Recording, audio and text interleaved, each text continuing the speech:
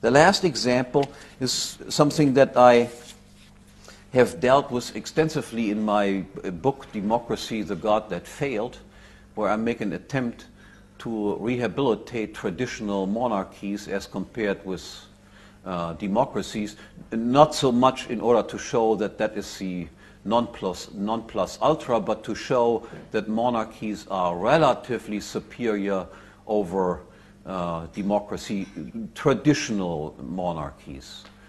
Again, if you look at history, what we see there is, of course, the time when monarchies were basically abolished or became merely ceremonial institutions, that is after World War II, and compare that with a time when traditional monarchies were, so to speak, the dominant form of government, that is before the outbreak of World War I, and even more so, of course, before the outbreak of the French Revolution. The facts are clear. The democratic world that we have now, 20th century, is of course wealthier than the monarchical world of the 19th and 18th century. The question, however, is that because of democracy, or is it in spite of democracy? And you know the standard line that we hear, of course, is it is because of democracy. Because democracy is, of course, the greatest of all inventions. Interestingly, by the way, this is a very new phenomenon that people believe in this nonsense.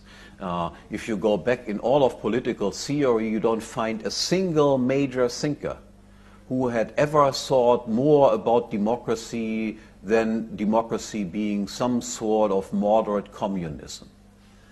So it was always considered to be the most lousy of all political organizations. It could possibly only work in very small places.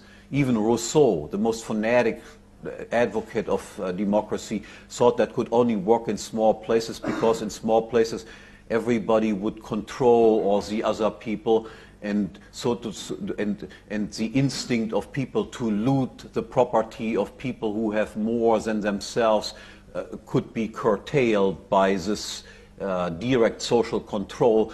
But this curtailing, of course, never works if you have millions and millions of people making up a society. So even the most dramatic advocate of democracy, Jean-Jacques Rousseau, would consider what we have now in terms of democracy as idiotic can be. So now, only one argument to show you how wrong this interpretation is, that the transition from monarchical governments to democratic governments is responsible for the increase in wealth. My thesis is, if we would have retained traditional monarchies, we would be infinitely richer now than we actually are. Why is that? From an economic point of view, the transition from traditional monarchs to democratic rulers is nothing else but the transition from somebody who regards the country as his own property to somebody who regards the country as something of which he is the temporary caretaker. He is not the owner, he just takes care of it for a certain period of time. And now look at what the difference is between somebody who owns something and somebody who is a temporary caretaker of something. Just take the example of a house. In one case, I make you the owner of a house, so you can pass it on to the next generation. You can sell it in the market anytime you want. And in the other case, I make you a temporary caretaker of the house. You cannot determine who will be the next caretaker, and you are not entitled to sell the house in the market and retain the income that you receive from the house yourself.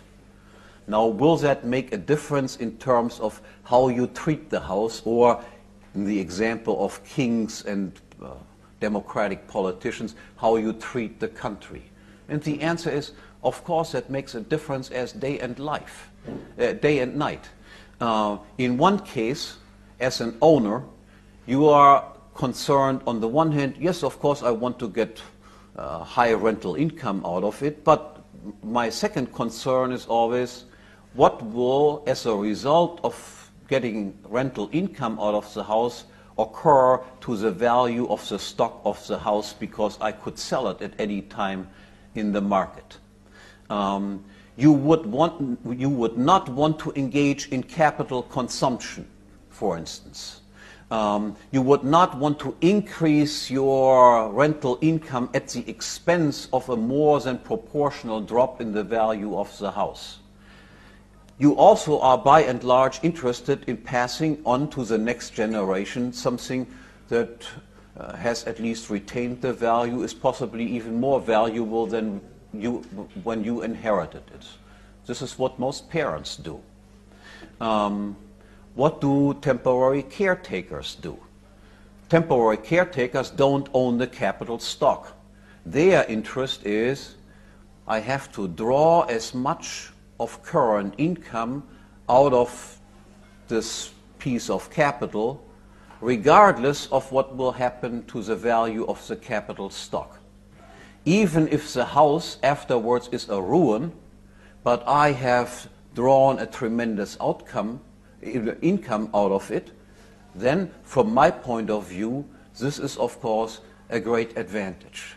I must loot the country as fast as possible, because what I don't loot now, I will not be able to loot in the future. The king does not have an attitude, I must loot the country as fast as possible, because if I don't loot it as fast as possible, I will not be able to do it in the future. As a matter of fact, if he doesn't loot it as much, the value of his country will be higher and his heirs will get something better. Just look, for instance, at the attitude that kings had vis-à-vis debt that they incurred, to the attitude that democratically elected caretakers have towards debt that they incur. Kings were by and large held responsible for the debt. Even their heirs were, not in all cases, but in many cases, considered to be liable for the debt incurred by their parents. They had mortgaged some of the property, and people were standing there to take it away from them if they wouldn't pay up the debt. That did not prevent them to increase their debt, especially during wartime, but during peacetime they usually drew down their debt. If you look at democratic politicians, the debt, total debt goes up in wartime and in peacetime. They are not personally liable for it. There are always some suckers in the future that are liable for it. You would be literally stupid if you don't go continuously into debt, as our politicians of course all do, because the money that you take in, you can give out, you make plenty of friends, and in the long run we are all dead. Who cares what happens in the future? So democratic politicians are short-run people. They are like little children, as I explained in my lecture about time preference. I have to have the fun right now. Whereas kings tend to be behaving more like adults do. That there are sometimes exceptions, I will not deny, but there is a fundamental structural difference. If we would have never introduced democracy, but would have stayed and kept traditional monarchies with strong powers of the monarch, our standards of living would be infinitely higher than they currently are. To this result, you can also only come if you use economic theory. An historian would never come up with this idea. An historian just simply looks at 19th century poor, 20th century rich, 20th century democracy, 19th century monarchy, accordingly monarchy crap, democracy, great. That's it. That's how historians operate, and I'm telling you, for somebody interested in economic theory, history is a minefield of ridiculous interpretations over and over and over. They report the facts right, but the interpretations that they give is sometimes you roll in bed and can't stop laughing. Okay, thank you very much.